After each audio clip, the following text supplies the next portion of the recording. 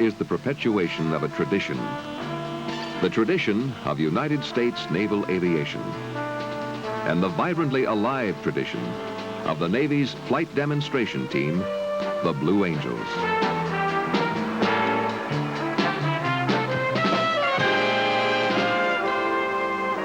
A tradition built on the skill of man, united with the ever-changing refinements of technology, conceived in the crucible of man's restless search for perfection. These, then, are the Blue Angels, carefully polishing each facet of flight demonstration to achieve the visual perfection of a diamond in the sky.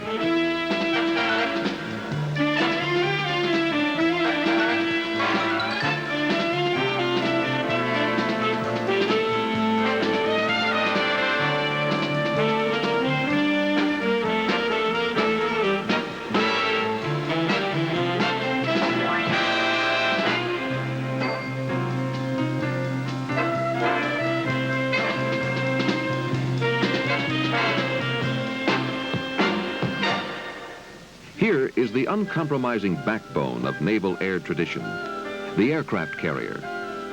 A postage stamp airfield 2,000 miles away from any vestige of dirt, gravel, or concrete. And here, far out on the perimeter of America's defense, flying skills are finely honed to the no-nonsense perfection of achieving that which is proposed here. That man can launch from this abbreviated strip, fly a far-ranging mission of perhaps 1,000 miles, and return. Find this little airfield in any kind of weather, and be successfully recovered to perform this same mission day after day, year after year. These carriers are the proving ground for naval aviators. The proving ground from which all Blue Angels come. Confident in their own ability, with a quiet maturity that flows from knowledge and skill. But there is more than this in the makeup of this corps of elite naval aviators. The Blue Angel commander says,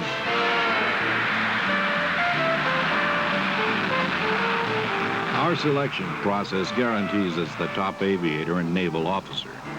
We go to the Bureau for a screening, a fitness report screening.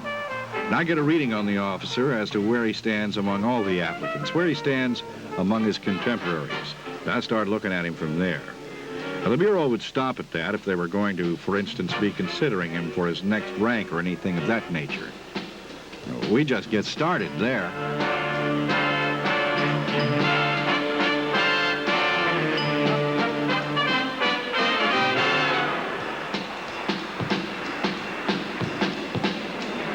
I was not selected the first year I applied.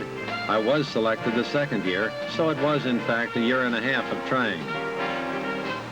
I think the main thing that's involved here, of course, is the fact that it's a position that we've all strived for very diligently, something that you look forward to, or at least want to have the opportunity to do it.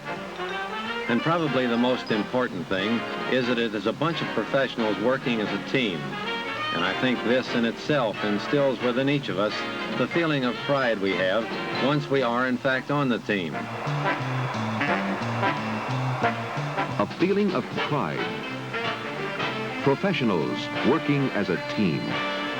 These phrases characterize the traditional approach to the Blue Angels mission.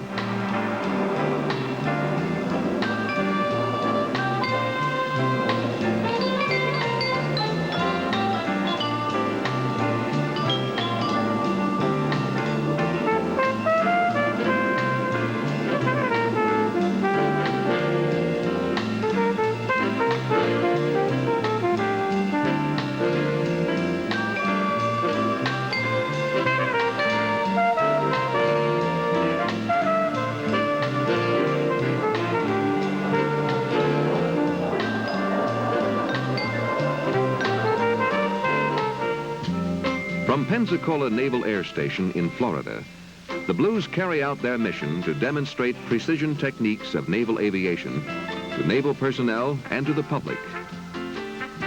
The Blues are composed of 7 pilots, a maintenance officer, and 100 enlisted personnel who comprise the maintenance team. Our maintenance personnel, I'm sure, are the best in the world by far. We've had instances of an aircraft down from a broken engine, and they've been able to procure an engine from 1,000 miles away and have it put in within 8 to 12 hours, which is phenomenal by normal standards. So these maintenance people that we have, like the pilots themselves, are hand-picked. They work many, many long hours and do an outstanding job. The team performs more than 85 demonstrations a year. Chicago, New York, and small remote towns, Vernal, Utah, and Bozeman, Montana.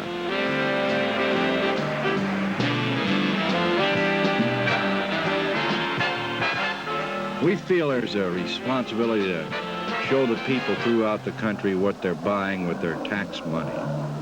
Not only in the training of the aviators, but also in the aircraft. And our emphasis has been, since I've had the team anyway, the emphasis has been on the small town over the big town.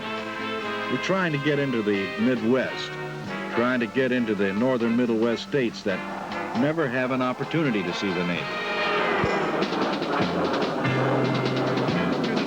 The Blue Angel narrator is the key for audience understanding of the flight demonstrations. The precision maneuvers you will see demonstrated here this afternoon are coordinated tactical techniques developed in training and in actual combat by our Navy and Marine Corps pilots. In combat, these maneuvers might be flown from treetop level to 60,000 feet. But for the team, it is a continuous demonstration of their skill and training in a very low altitude environment. For none of these maneuvers are stunts or daring feats, but all are part of the stock and trade of our Navy and Marine Corps fighter pilots.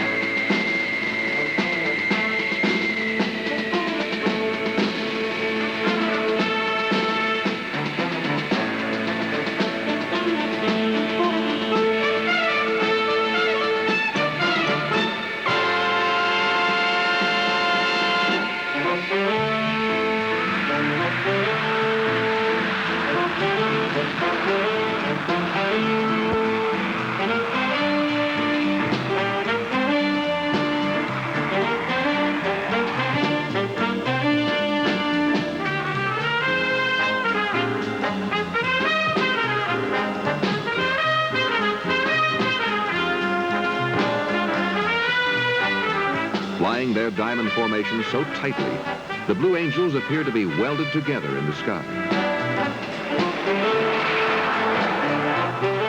We advertise 36 inches from the leader's wingtip to the canopy of the wingman, and this, of course, is duplicated in the slot position.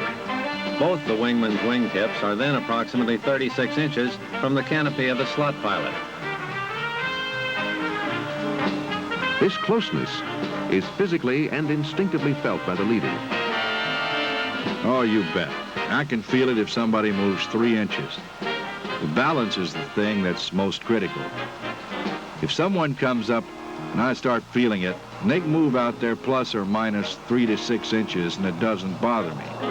If they come up, say, a foot flat, I immediately feel it. Sometimes on the line abreast, we wind up, well, if you get the wingtips about a foot apart, we start getting vortices off the other aircraft. And a lot of times you'll end up with 3/4 of the stick into the guy that slid in like that, because it just tends to push you away from it. An assignment with this elite squadron is not an easy job. In addition to flying, there are appearances at hospitals, addresses to civic clubs, service organizations, as well as performing the duties of an operational unit. It's work, hard work. Oh, I'd say it's a 16-hour day and a half hour's flight. You bet. You don't realize it till you're finished with the flight. Then you realize that you're totally exhausted. You just try to give, no matter what the size of the crowd, You try to give the best possible performance to every one of them. And consistency in performance is an integral part of the Blue Angels tradition.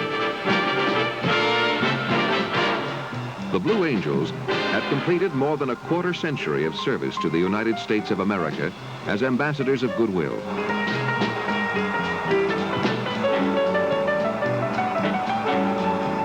In that time, the Blues have contributed immeasurably to international understanding by performing for more than 100 million spectators. Then, by meeting these spectators face to face in a friendly exchange of people to people.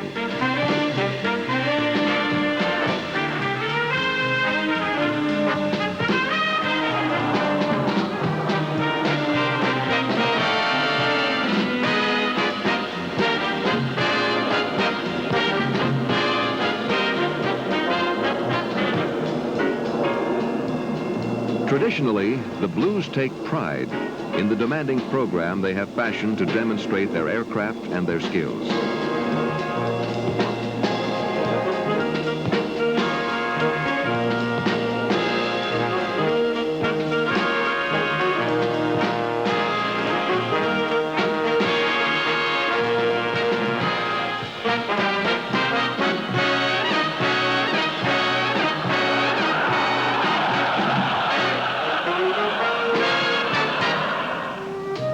They fly their Diamonds so tight that none could fly it tighter. And now, successive teams of the Blues have written and are continuing to write new pages of tradition in naval aviation.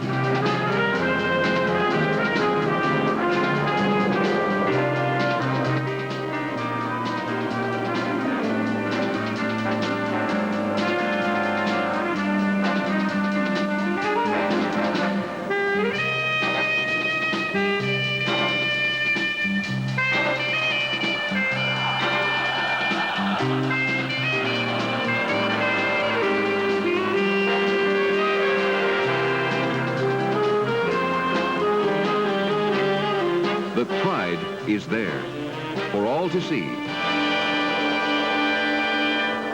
in the Diamond in the Sky.